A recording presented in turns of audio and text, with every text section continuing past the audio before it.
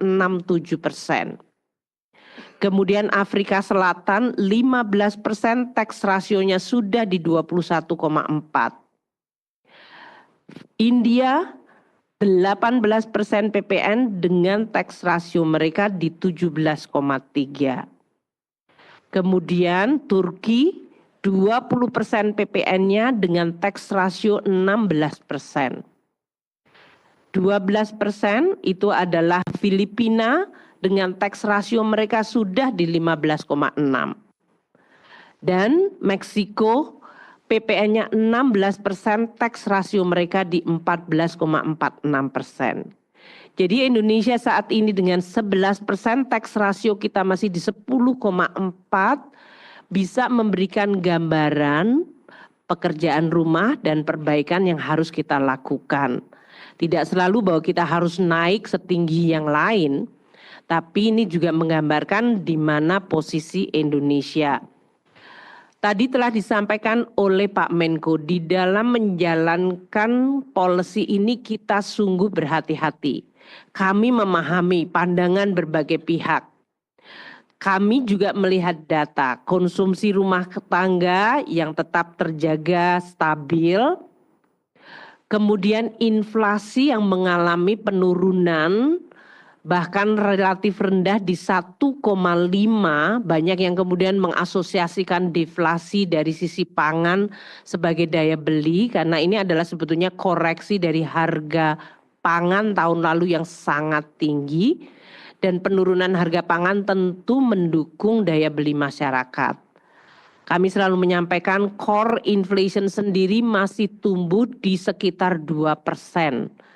Bahkan di angka terakhir di atas 2%. Ini menggambarkan demand masih tetap terjaga tumbuh. Konsumsi domestik kita juga masih tumbuh baik. Tadi telah disampaikan oleh Pak Menko, indeks kepercayaan konsumen masih tinggi dan dalam posisi yang stabil meningkat. Indeks penjualan retail juga tetap positif. Kami sangat hati-hati melihat bagaimana pengalaman kenaikan PPN 11% pada saat post-COVID. 2021 ke 2022 waktu itu Undang-Undang HPP diberlakukan tanggal 1 April 2022. PPN naik dari 10 ke 11. Kita lihat berbagai data, lesson learned adalah menggambarkan perekonomian kita tetap relatifly stabil dan bahkan ada indikator perbaikan dari mulai jumlah peningkatan pekerja, jumlah pekerja formal. Ini tahun 2023 post kenaikan PPN 11%. Dengan berbagai stimulus yang sering kita gunakan, menggunakan APBN, menggunakan penerimaan pajak juga untuk menstimulus ekonomi lagi. Dan pada saat 2023 itu harga komoditas juga sudah mulai turun seperti yang kita rasakan sampai 2024 ini. Kami melihat jumlah dari peningkatan pekerja, pekerja formal, dan juga setoran PPh 21 yaitu setoran dari pajak penghasilan dari gaji karyawan itu mengalami kenaikan double digit. Serta inflasi yang terus terjaga rendah. Tahun 2022 waktu itu kenaikan inflasi lebih karena dipicu harga minyak dan harga minyak goreng karena terjadinya perang di Ukraina. Itu pun kami menggunakan APBN untuk menstabilkan. Jadi poin kami adalah kami akan terus melihat data, mendengar masukan dan memperbaiki kebijakan. Tadi telah disampaikan oleh Pak Menko, insentif meskipun kita menerapkan PPN 12% secara selektif ya, secara selektif karena banyak sekali barang jasa yang bahkan tidak bayar PPN. Kami memberikan insentif perpajakan itu dalam magnitude yang sangat besar. insentif perpajakan yang kita berikan setiap tahun sejak tahun 2020 yaitu mencapai 246, untuk tahun 2025 ini insentif perpajakannya akan melonjak hampir 2 kali lipat dibandingkan tahun 2020, mencapai 445,5 triliun rupiah. Dan kalau dihitung berdasarkan rasio PDB itu sudah mencapai 1,83%. Yang lebih tinggi pada saat COVID 2020 ke 2021, waktu itu kita memberikan insentif perpajakan yang luar biasa besar hingga mencapai 1,85% dari GDP. Tahun depan hanya lebih sedikit saja turunnya dibandingkan pada situasi COVID, yaitu mencapai 1,83% dari PDB. Ini nominalnya mencapai 445,5 triliun rupiah. PPN sendiri mengambil 265,6 triliun rupiah. Jadi kalau kita lihat insentif perpajakan 2025, mayoritas adalah dinikmati oleh rumah tangga 47% atau 209,5 triliun masyarakat rumah tangga terbebas dari PPN atau dikurangi beban PPN-nya. Sedangkan 137,4 atau 30% untuk mendorong dunia usaha dalam bentuk insentif perpajakan. 22% atau 98,6 triliun insentif perpajakan untuk membantu dan mendorong UMKM. Itulah yang kita lakukan. Meskipun ada undang-undang perpajakan, ada tarif pajak, namun pemerintah tetap peka untuk mendorong barang jasa dan pelaku ekonomi. Nah, Indonesia termasuk negara yang terus mempublikasikan secara transparan insentif perpajakan ini. Kita bahkan sudah oleh BPK termasuk di dalam predikat advance untuk pembuatan laporan secara transparan insentif perpajakan kita. Untuk Global Tax Expenditure Transparency Index (GETI), Indonesia menempati ranking kedua paling transparan di dalam belanja perpajakannya. Belanja perpajakan ini adalah istilah terminologi untuk pajak yang tidak ditimpakan kepada pelaku usaha atau masyarakat, namun kemudian ditanggung oleh pemerintah. Makanya disebutnya adalah belanja perpajakan. Indonesia termasuk yang paling transparan dan nilainya cukup tinggi, yaitu mencapai 445,5 triliun rupiah atau 1,83% dari PDB kita. Nah, insentif PPN ini kita berikan sebagai berikut dengan nilainya. PPN yang dibebaskan untuk bahan makanan, artinya bahan makanan bahkan tidak membayar 10% atau naik waktu itu 11% atau akan naik ke 12%. Mereka PPN-nya 0% dan itu nilai PPN-nya adalah 77,1 triliun, itu pemerintah yang menanggung. Untuk kebutuhan beras, jagung, kedelai, gula, susu segar, kacang-kacangan, unggas dan lain-lain 50,5 triliun dan hasil perikanan dan kelautan 26,6 triliun rupiah, total 77,1. Untuk UMKM PPN dengan omset usahanya 4,8 miliar per tahun, dia hanya dikenakan 0,5% final. Dan untuk UMKM ini teman-teman media, saya ulang ya, kalau omsetnya belum mencapai 500 juta tidak membayar PPH. Jadi dia tidak bayar PPh, dia tidak bayar PPN. Jadi hampir semua warung-warung atau usaha-usaha kecil yang mungkin sering kita konsumsi, mereka itu kalau omsetnya tidak mencapai 500 juta per tahun, mereka tidak bayar PPh dan mayoritas barang-barang yang diperdagangkan di situ seperti barang makanan itu tidak terkena PPN. Untuk sektor-sektor yang mempengaruhi masyarakat seperti transportasi, untuk UMKM ini berarti nilai insentifnya 61,2 triliun. Untuk PPN sektor transportasi 34,4 triliun, untuk jasa angkutan umum tidak ada PPN-nya 23,4 triliun dibayar pemerintah. Untuk jasa freight forward dengan tarif khusus 7,4 triliun dan tarif khusus untuk pengiriman paket 2,6 triliun. Jasa pendidikan dan jasa kesehatan selama ini tidak membayar PPN. 26 triliun pendidikan dan kesehatan 4,3 triliun. Mau yang biaya sekolahnya 0 rupiah sampai yang biaya sekolahnya ratusan juta, ini selama ini tidak terkena PPN. Ini yang menimbulkan banyak suara mengenai azas keadilan.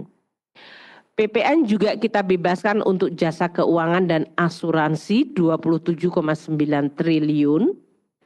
Dan untuk otomotif ini selain membantu dari sisi permintaan masyarakat maupun industrinya, kita memberikan insentif di sektor otomotif ini nilainya 11,4 triliun dan PPN DTP di sektor properti mencapai 2,1 triliun. Untuk barang yang sangat strategis seperti listrik dan air, PPN-nya dibebaskan untuk listrik kecuali untuk rumah yang dayanya di atas 660 VA. Sedangkan air bersih juga tidak membayar PPN 2 triliun rupiah. Untuk listrik tadi yang di bawah 6.600 PPN yang dibebaskan nilainya mencapai 12,1 triliun.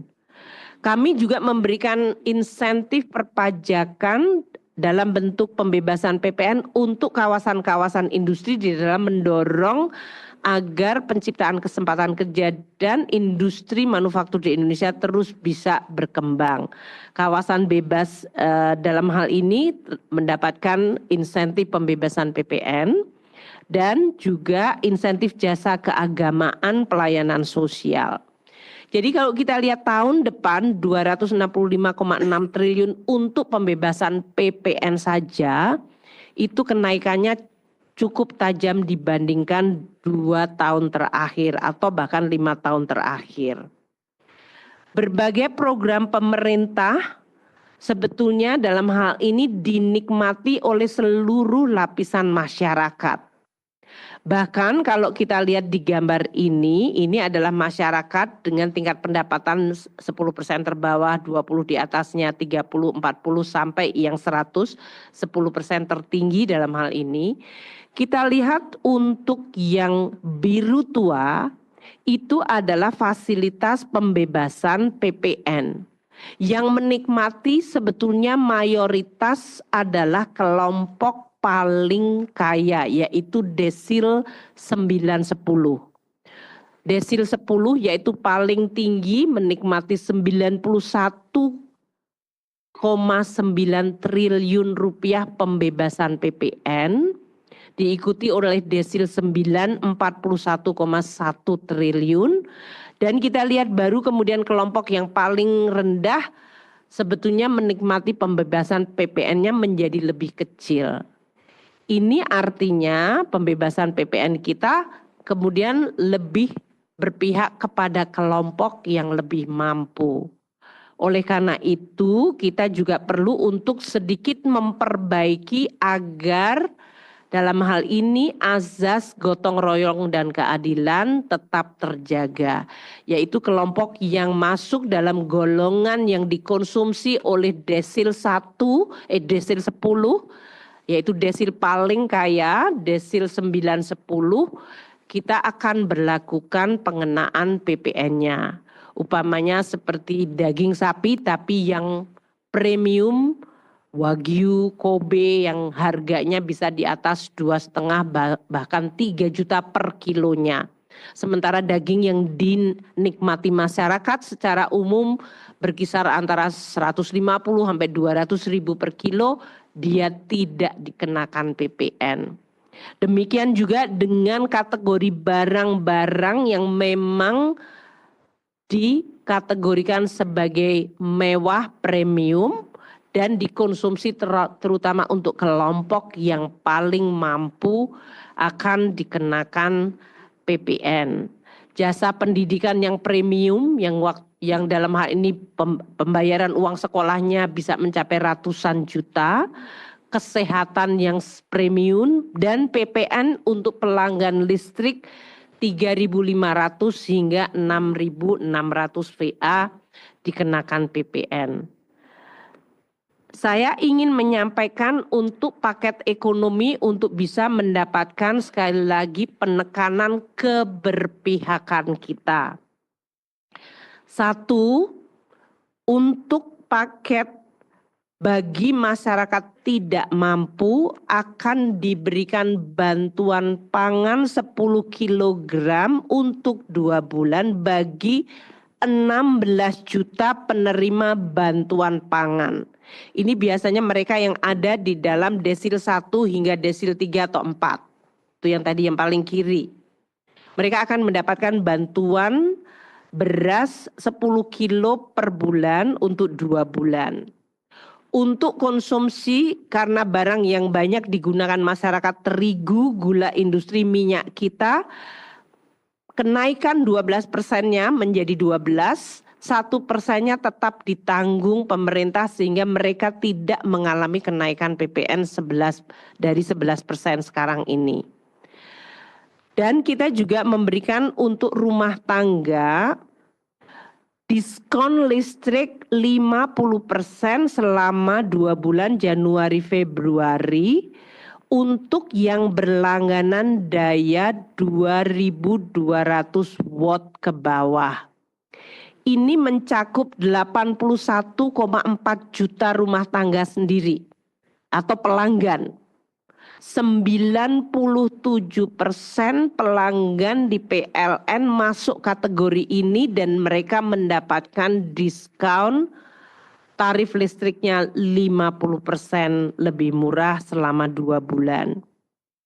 Untuk pekerja tadi dilakukan perbaikan dan kemudahan akses jaminan kehilangan pekerjaan JKP. JKP ini total pesertanya di dalam BPJS Tenaga Kerja adalah 13,6 juta. Dana kelolaannya 14,4 triliun rupiah. Ini akan dibuatkan kemudahan sehingga mereka yang kehilangan pekerjaan diharapkan akan bisa mengakses mendapatkan bantuan JKP. Pemerintah melalui APBN juga sudah memasukkan uang untuk membantu di dalam JKP ini.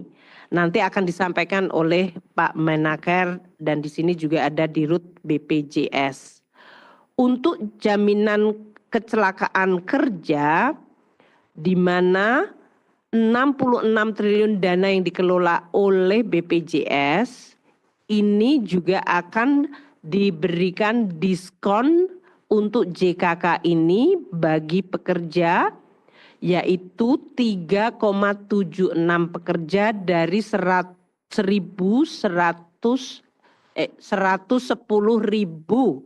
perusahaan yang merupakan industri padat karya.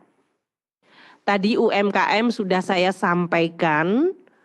UMKM yang omsetnya di bawah 500 juta tidak membayar PPH Dan sebagian besar PPN yang diperdagangkan mereka juga tidak terkena PPN.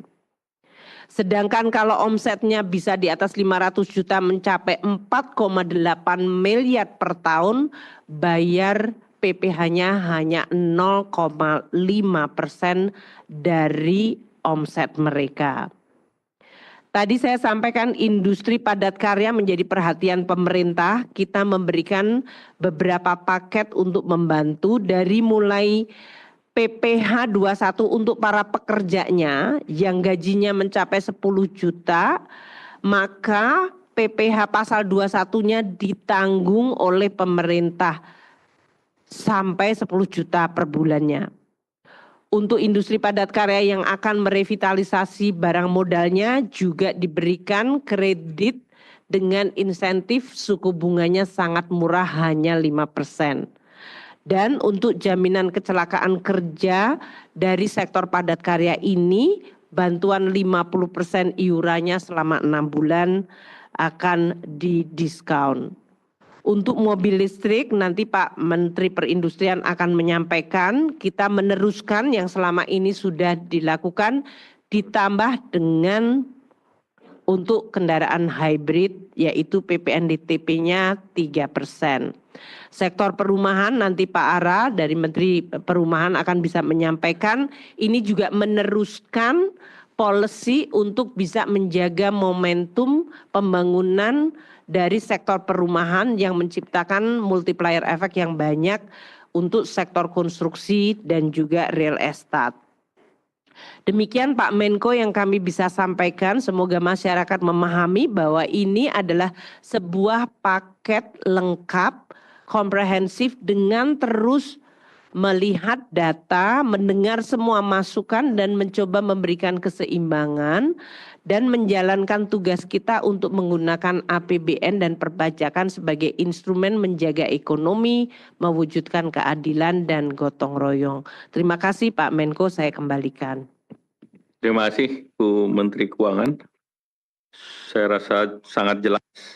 Selanjutnya Pak Menteri Perdagangan, kalau ada yang ingin ditambahkan, silakan.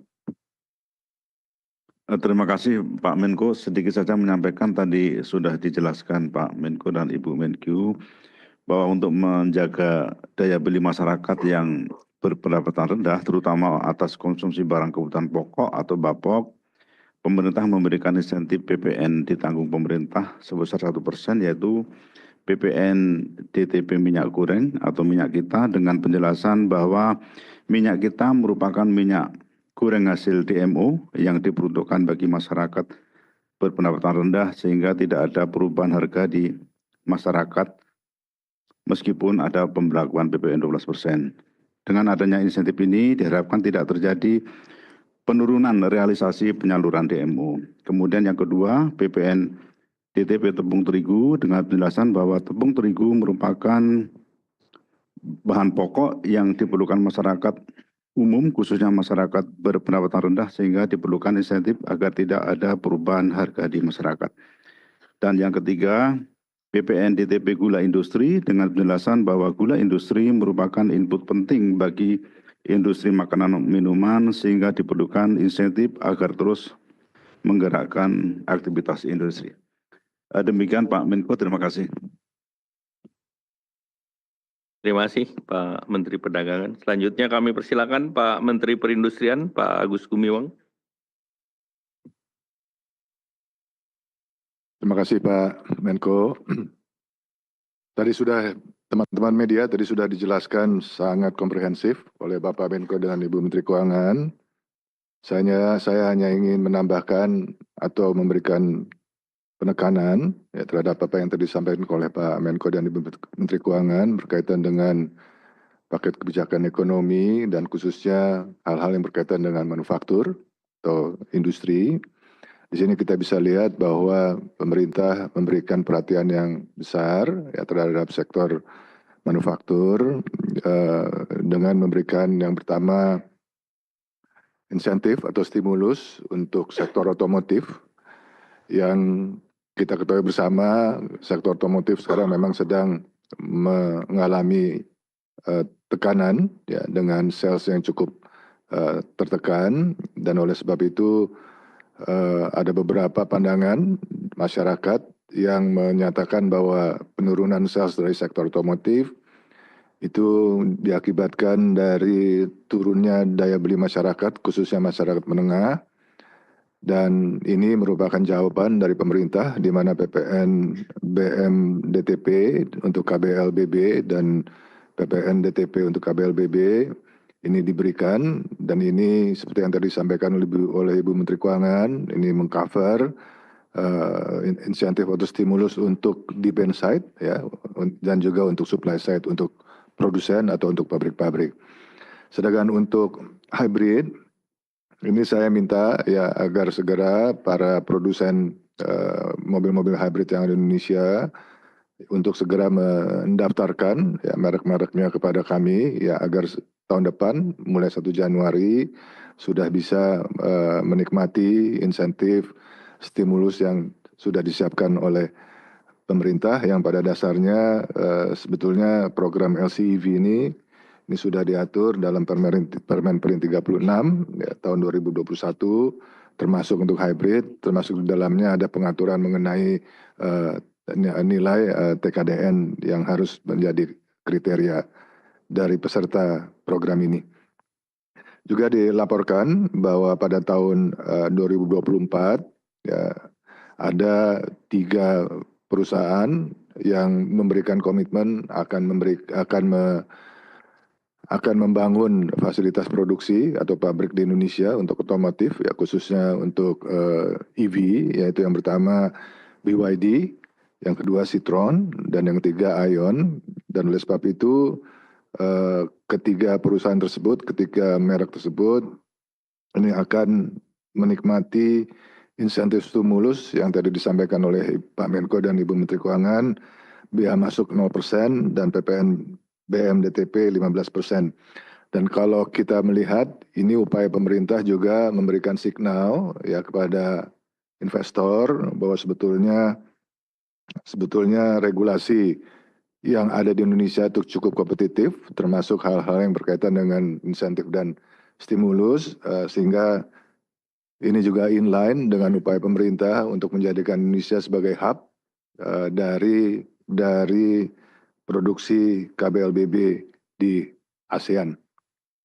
Selanjutnya yang menjadi catatan juga untuk sektor manufaktur ya, yaitu sektor padat karya, di mana pemerintah menyiapkan insentif stimulus untuk menjaga kinerja industri padat karya dengan skema pembiayaan industri padat karya, di mana tujuannya tentu untuk mendukung kebutuhan pembiayaan dalam upaya merevitalisasi mesin, dan ini sangat penting karena mesin itu kunci agar proses produksi kita lebih efisien dan juga meningkatkan produktivitas. Dan juga kredit investasi ya, ini yang disiapkan oleh pemerintah